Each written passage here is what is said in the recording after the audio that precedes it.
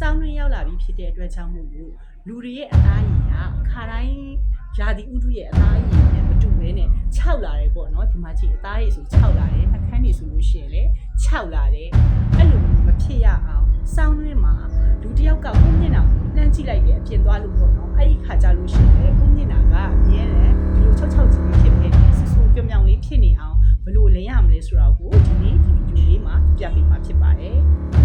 တဏ္ဍာကလည်းဒီနေ့ခုအပြင်ထွက်မှာပေါ့နော်ခုမနေ့ဆိုရင်ဘာသာတဏ္ဍာကအပြင်ထွက်မှာဖြစ်တဲ့အတွက်ကြောင့်တဏ္ဍာမျက်နှာတွေကခြောက်နေတဲ့အတွက်ပေါ့နော်တဏ္ဍာကဒီ emulsion ကိုလိမ့်မယ်ပေါ့နော် emulsion ကိုလိမ့်မယ်လိမ့်တဲ့အတွက်ကြောင့်မို့လို့တဏ္ဍာကဒီရလာတယ်ပေါ့နော်လူတွေလည်းအဲ့လိုဖြစ်နေမှာပဲဆိုတဲ့အတွက်ဒီရလာတဲ့အတွက်ဒီဗီဒီယိုလေးကိုလုပ်ပေးလိုက်တာဖြစ်ပါတယ်နော်တဏ္ဍာ emulsion လိမ့်မယ်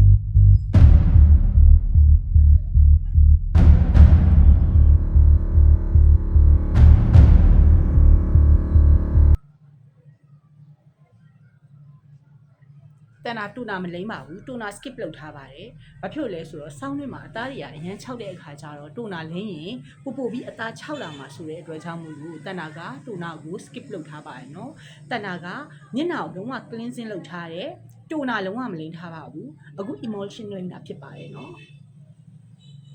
တဏ္ဍာကအခု emulsion လိမ့်ပြီးသွားပြီဖြစ်တဲ့အတွက်ကြောင့်မို့လို့အသားလေးကတော်တော်ကောင်းလာပါပြီဒါပေမဲ့ moisturizer ထပ်လိမ့်ပါမယ်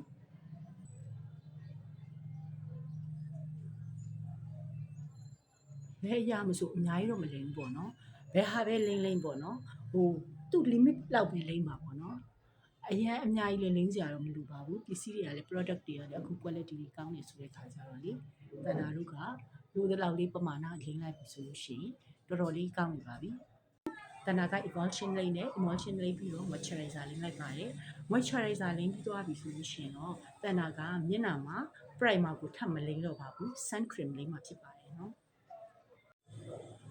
ခုဆိုရင်တဏ္ဍာက sun cream လိမ့်မှာဖြစ်ပါတယ်နော်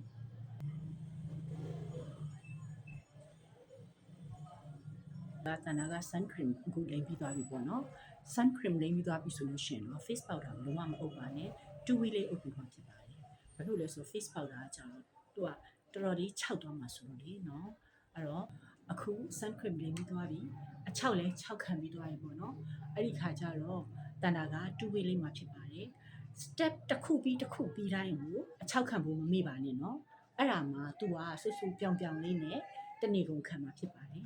အခုတဏ္ဍာက2 way ကိုလည်းဟိုလို puff ကြီးနဲ့အထူးကြီးတွေဖြစ်အောင်မဟုတ်ဘူးပေါ့နော် brush လေးနဲ့ပဲအုပ်တယ်ဆိုရင်လောက်ပဲပေါ့နော်အုပ်တယ်ဆိုရင်လောက်ပဲတဏ္ဍာအုပ်မှာဖြစ်ပါတယ်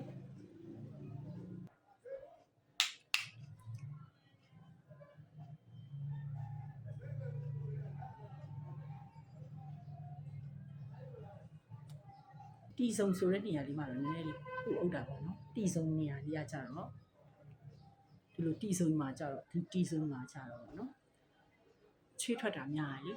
အဲ့ခါကျတော့အဲ့နေရာလေးကိုတော့နည်းနည်းလေးပို့အုပ်လိုက်တယ်ပေါ့နော်အုပ်တယ်ဆိုရင်တော့ပဲဟိုလိုအထူးကြီးမလိမ့်ဘူးပေါ့နော်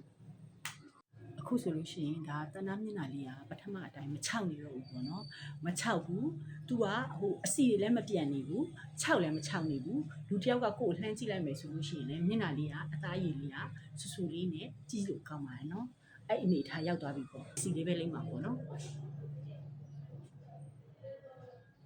အစီပဲ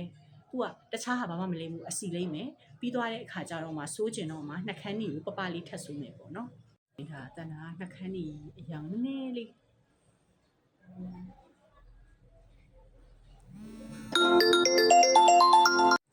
တဏ္ဍာကအခုဒါကအစီဆိုးတယ်ပြီးတော့နှာခမ်းကြီးပပလေးပေါ့နော်နည်းနည်းလေးစိုးလိုက်တယ်ပေါ့နော်မျက်နှာလေးလင်းသွားအောင်လို့အဲ့တော့စိုးပြီးသွားပြီဆိုတဲ့အခါကျတော့တဏ္ဍာမျက်ခုံးလဲဆွဲလိုက်တယ်ပေါ့နော် off camera မှာတဏ္ဍာမျက်ခုံးဆွဲလိုက်တယ်ပေါ့နော်အဲ့တော့တဏ္ဍာမျက်နှာလေးကအခုအိမ်မှာဆိုလို့ရှိရင်လည်းတနေ့ကုန်နေလို့ကောင်းသွားပါပြီအကယ်လို့အပြင်သွားမယ်ဆိုလို့ရှိရင်လည်းလူတွေကိုမျက်နှာကိုကြည့်တဲ့အခါကျရင်6ချင်းမဖြစ်ဖြစ်နဲ့ဆူဆူလေးနဲ့ပြောင်လေးနဲ့သူ့ဟာနဲ့သူကြည့်လို့ကောင်းနေမှာပဲဖြစ်ပါတယ်အခုဆိုလို့ရှိရင်မျက်နှာလေးကဆူဆူပြောင်လေးနဲ့တော်တော်လေးကြည့်လို့ကောင်းသွားပါပြီအဲ့တော့ဒီသပင်တွေကလည်း6တယ်လေနော်အဲ့တော့တဏ္ဍာရဲ့သပင်ကိုတဏ္ဍာက hair coat မသုံးပါဘူး hair oil လေးသုံးထားပါတယ် hair oil သုံးပြီးတော့တဏ္ဍာကသပင်လေးကိုဖိထားတာဖြစ်ပါတယ်မျက်နှာ6တယ်လို့မျိုးစောင်းနေဆိုလို့ရှိရင်သပင်လေးကလည်း6တယ်ပေါ့နော် hair coat လောက်နဲ့ဆိုရင်တော့တိတ်အဆင်မပြေဘူးအဲ့အတွက်ကြောင့်မလို့တဏ္ဍာက hair oil လေးသုံးပြီးတော့သပင်လေးကိုဖိထားတာဖြစ်ပါတယ် ကြည့်ရှုသူအားလုံးကိုကျေးဇူးတင်ပါတယ်ကျွန်မကတော့ artist တနာဖြစ်